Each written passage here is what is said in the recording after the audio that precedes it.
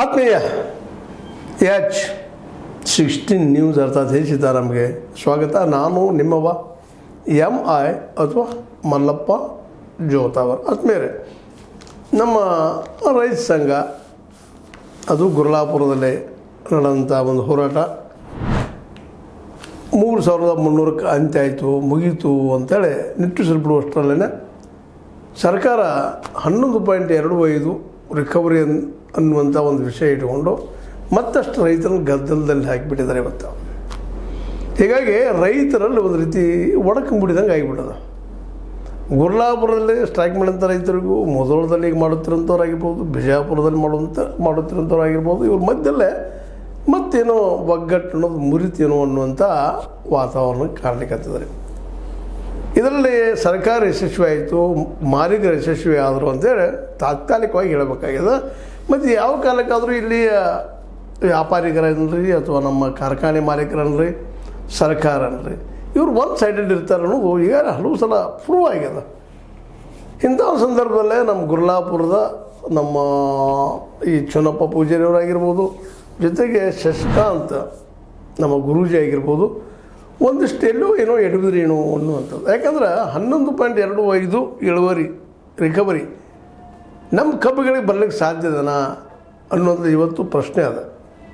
ಯಾಕಂದ್ರೆ ಇದರಿಂದಾಗೆ ಇಲ್ಲೆಲ್ಲೋ ಇದನ್ನು ಮೋಸ ಮಾಡಿದ್ರಪ್ಪ ನಮ್ಮ ರೈತರಿಗೆ ಅಂತೇಳಿ ಬುದ್ಧಿವಂತರು ಲೋಕದು. ಅದಕ್ಕೆ ನಾವು ಒಂದಿಷ್ಟು ಹಿಂದೆ ಮಾತಾಡಿದ್ನಿ, ರೈತರು ಅವ್ರು ಯಾರು ಮಾತಾಡ್ಲಿಕ್ಕೆ ಬರ್ತಾರೋ ಇಲ್ಲೇ ಕರೆಸ್ಕೊಂಡು ಮಾತಾಡ್ರಿ, ಜೊತೆ ನೀವು ಚರ್ಚೆ ಮಾಡಿರಿ ಎಲ್ಲ ರೈತರು. ಇದು ಒಬ್ಬರ ಸಮಸ್ಯೆ ಅಲ್ಲ, ಎಲ್ಲ ರೈತರ ಸಮಸ್ಯೆ ಅದ ಇವತ್ತು. ಕಬ್ಬು ಬೆಳೆಗಾರರು ಅದರಲ್ಲೂ ಕಬ್ಬು ಬೆಳೆ ಎಲ್ಲ ಇಡೀ ರೈತರ ಸಮಸ್ಯೆ ಹೋಗಿದ್ದಲ್ಲ. ಮತ್ತು ಬೇರೆ ಬೆಳೆಗಳಿಗಾದರೂ ಎಲ್ಲದರಿ ನಿಮಗೆ ಬೆಲೆ, ನೀವು ಬೆಳೆದ ಬೆಳೆಗೆ ಬೆಲೆ ಇಲ್ಲದ. MS ಸ್ವಾಮಿನಾಥನ್ ಆಯೋಗ ಸಲ್ಲಿಸಿದಂತಹ ವರದಿ ಪ್ರಕಾರ ಯಾರು ಕೊಡ್ತಾ ಇದ್ದಾರೆ ನಿಮ್ಗೆ?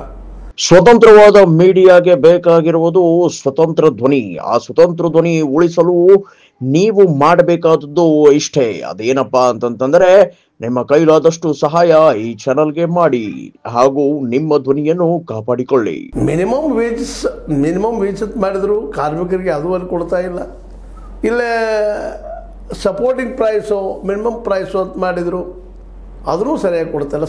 ಸರ್ಕಾರ ಘೋಷಣೆ ಮಾಡ್ತದೆ ಈ ಒಂದು MSP ಅನ್ನು, ಆದ್ರೆ ಅದನ್ನು ಅಲ್ಲಿ ಕೊಳ್ಳುವವರು ತೊಗೋಬೇಕಲ್ಲ ಆ ಮಟ್ಟಿಗೆ. ಆದರೆ ವ್ಯಾಪಾರಿಗರು, ಅದು ನಡ್ಕೊಂಡು ಬಂದಂಥ ದಲ್ಲಾಳಿಗಳು ಆ ಪ್ರಮಾಣದಲ್ಲಿ ತೊಗೊಳ್ಳೋದಿಲ್ಲ.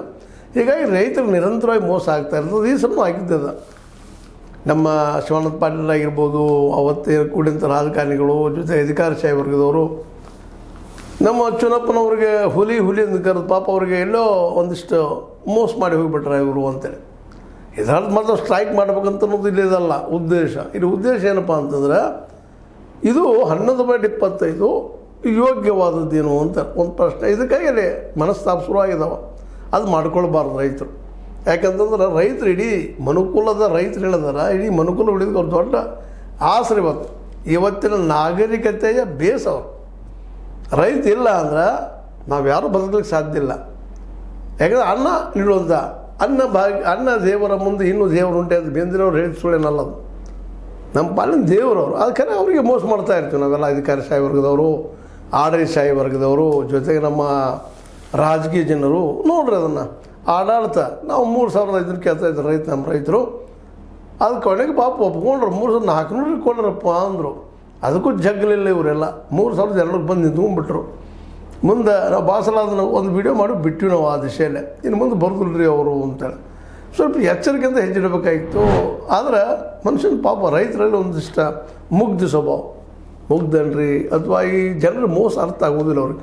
ನಾವು 3,300 ಕೊಡ್ತೀವಿ ಅಂದ ತಕ್ಷಣ ಇವರು ಅದನ್ನು ನಂಬಿಬಿಟ್ರು. ಆದರೆ ಅಲ್ಲಿ ಹೊಸ ಕಂಡೀಷನ್ಸ್ ಹಾಕಿಬಿಟ್ರು ಅವರು. ಕಂಡೀಷನ್ ಏನಪ್ಪ ಅಂದರೆ ಮೋಸ ಮಾಡುವಂಥದ್ದು. ಅದನ್ನು ಚರ್ಚೆ ಮಾಡಬೇಕಾಗಿತ್ತು.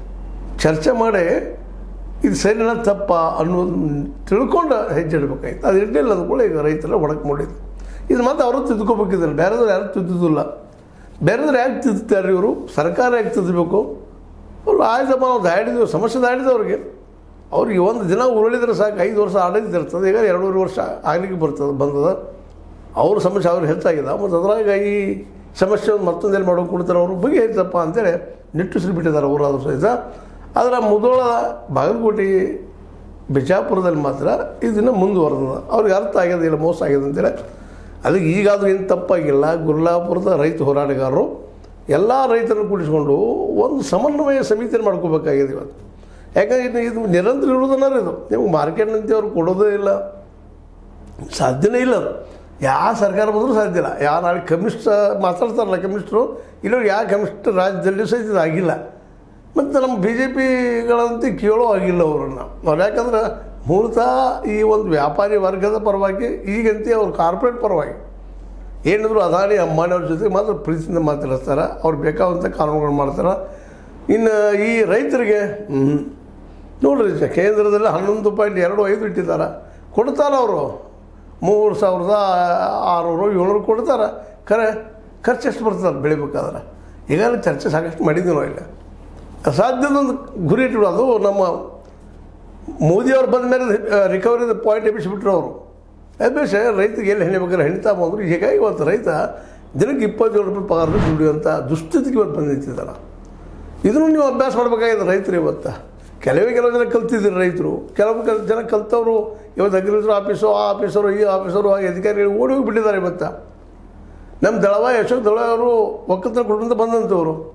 ಅವ್ರಿಗೆ ಗೊತ್ತದ ಮಾರ್ಕೆಟ್ ಇಲ್ಲ ಅಂತೇಳಿ. ಅವರು ಸ್ವತಃ ಮನೆ ನಮ್ಮ ತಮ್ಮ ಭಾಷಣದಲ್ಲಿ ಮಾತಾಡಿಕೊಂಡ್ರು. ಅವರು ಇಲ್ಲ, ಅಭಿವೃದ್ಧಿ ಸಾಕಷ್ಟು ಆಗ್ಯದ, ಡೆವಲಪ್ ಆಗ್ಯದ, ಬೆಳೆಗಳು ಸಾಕಷ್ಟು ಬೆಳೀತಾ ಇದ್ದಾವೆ, ಇನ್ನೂ 2 ತಿಂಗಳವರೆಗೆ ನಾವು ಇಡೀ ದೇಶದ ಜನರಿಗೆ ಕೂಡಿಸಿ ಊಟ ಹಾಕ್ಬೋದು ಅಂತೇಳಿ. ಆದರೆ ಅದೇ ಕಾಲಕ್ಕೆ ರೈತಿಗೆ ಮಾರ್ಕೆಟ್ ಇಲ್ಲ, ಅವು MSP ಮಾಡಿಸ್ಬೇಕು ಅನ್ನೋಂಥ ಮಾತನ್ನು ಇವ್ರು ರೈತರು ಕೇಳಬೇಕು ಅಂತ ಹೋರಾಟ ಮಾಡಬೇಕು ಅನ್ನೋ ಮಾತನ್ನು ಮಾತಾಡಲಿಲ್ಲ. ಯಾಕಂದರೆ ಸರ್ಕಾರದ ಪರವಾಗಿ ಮಾತಾಡೋಂಥವ್ರು ಅವರು.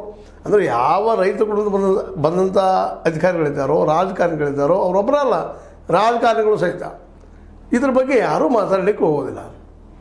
ಯಾಕಪ್ಪ ಅಂತಂದ್ರೆ ಅವ್ರಿಗೆ ಅದ್ರ ಅವಶ್ಯಕತೆ ಇಲ್ಲ. ರಾಜಕಾರಣಿಗಳು ಆರಾಮಿದ್ರೆ ಆಡಳಿತ ಮಾಡ್ತಾ ಇದ್ದಾರೆ, ಯಾಕೆ ಬೇಕಾಗಿದೆಪ್ಪ ನಮಗಂತೇಳಿ. ಇವತ್ತವರು ಸಫಿಸಿಕೆಂಟ್ ಜನ ಹೋಗ್ಬಿಟ್ಟಿದ್ದಾರೆ, 10% ಜನರು ಸೇರ್ಕೊಂಡ್ಬಿಟ್ಟಿದ್ದಾರೆ. ಅದಕ್ಕೆ ರೈತರನ್ನ ಇನ್ನೆಲ್ಲ ಕಡೆ ತಾವು ಒತ್ಕೊಂಡು ಮಾಡಿ ವಿಶ್ವಾಸವನ್ನು ಮಾತಾಡಬೇಕಾಗಿದೆ. ಈ ಸಣ್ಣ ಒಡಕ ನಾಳೆ ಕೂಡದಂಗೆ ಹೋಗ್ಬಿಡ್ತದೆ.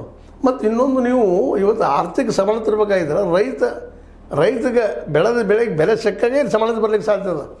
ಯಾಕಂದ್ರೆ ಇಲ್ಲಿ ಬಡವರು ಯಾರು ಅಂದರೆ ದುಡ್ಡು ತಿನ್ನುವಂಥ ದುಡಿಯುವ ವರ್ಗ.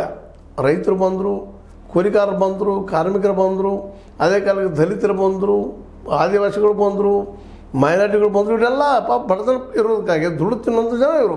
ಇವ್ರಿಗೆ ಪೇಮೆಂಟ ಸರಿಯಾಗಿಲ್ಲ, ಇವ್ರು ದುಡ್ದಿರ್ತಕ್ಕಂಥ ಸಂಬಳವೂ ಇಲ್ಲ, ಇಲ್ಲಂತ ಉಂಬಳದ ಸಿಗೋ ಪ್ರಶ್ನೆನೂ ಇಲ್ಲ.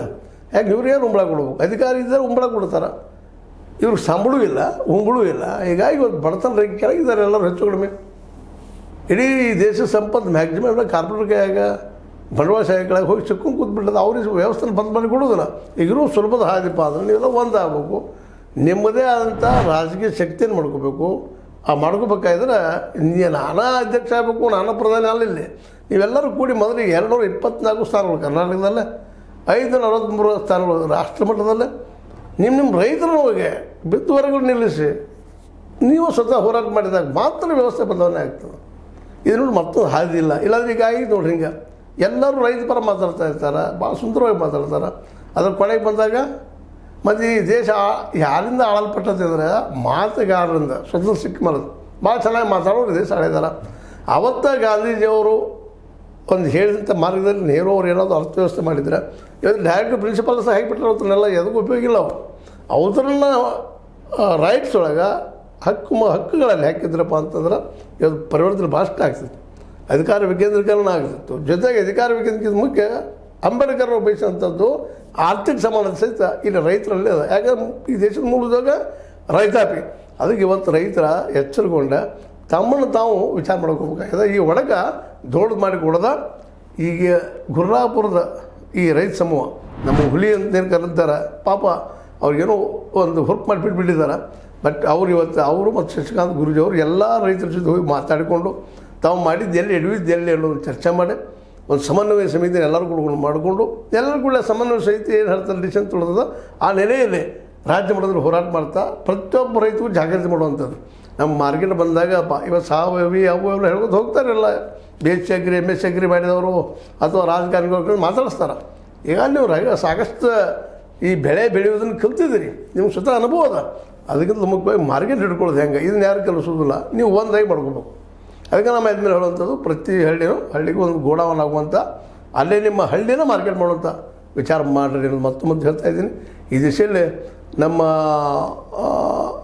ಕಿರಿಯ ಮಿತ್ರನರಿ ಅಥವಾ ನಮ್ಮ ಮಿತ್ರರಾದಂಥ ಚೋಣಪ್ಪ ಪೂಜಾರಿ ಅವರು, ಶಶಿಕಾಂತ್ ಗುರೂಜಿ ಅವರು, ನಮ್ಮ KT ಗಂಗಾಧರ್ ಅವರು, ಇವರೆಲ್ಲರೂ ಇವತ್ತು ಅನೇಕರಿದ್ದಾರೆ, ಸಾಕಷ್ಟು ಬುದ್ಧಿವಂತರಿದ್ದಾರೆ. ಅವರೆಲ್ಲ ಕೂಡ್ಕೊಂಡು ಸಮನ್ವಯ ಸಮಿತಿ ಮಾಡಿ ಈ ಸರ್ಕಾರ ಜೊತೆಗೆ ಈ ವ್ಯಾಪಾರಿಗಳ ಜೊತೆಗೆ ಸ್ವತಃ ನೀವು ಹೋರಾಟ ಮಾಡಬೇಕಾಗಿದೆ. ನಿಮ್ಮ ಕಾನೂನು ಎದ್ದು ನಿಲ್ಬೇಕಾಗಿದೆ, ನೀವು ಕಟ್ಟೋಬೇಕಾಗಿದೆ. ಮತ್ತಾರು ಬಂದು ನಿಮ್ಮನ್ನು ಎಬ್ಬಿಸೋದಿಲ್ಲ ಮ್ಯಾಲ ಅಂತ ಹೇಳ್ತಾ, ಇದು ನೀವು ಒಬ್ಬರಿಗೆ ಬಿಡ್ರಿ, ನಿಮಗೆ ಬಿಟ್ಟಂಥದ್ದು ಚರ್ಚೆ ಮೊದಲು ನಡೀಲಿ ಅಂತ ಹೇಳ್ತಾ, ಇದು ನಿಮ್ಗೆ ಲೈಕ್ ಆಗಿರ್ಬೋದು. ಲೈಕ್ ಮಾಡಿ, ಶೇರ್ ಮಾಡಿ, ಕಮೆಂಟ್ ಮಾಡಿ, ಜೊತೆ ಸಬ್ಸ್ಕ್ರೈಬ್ ನಡೆಸ್ಬೋದು. S60 ನ್ಯೂಸ್ ಅಂತ ಸೀತಾರಾಮ್. ಇದು ಸತ್ಯದ ಕೈಗಳಲ್ಲಿ ವಂದನೆಗಳು.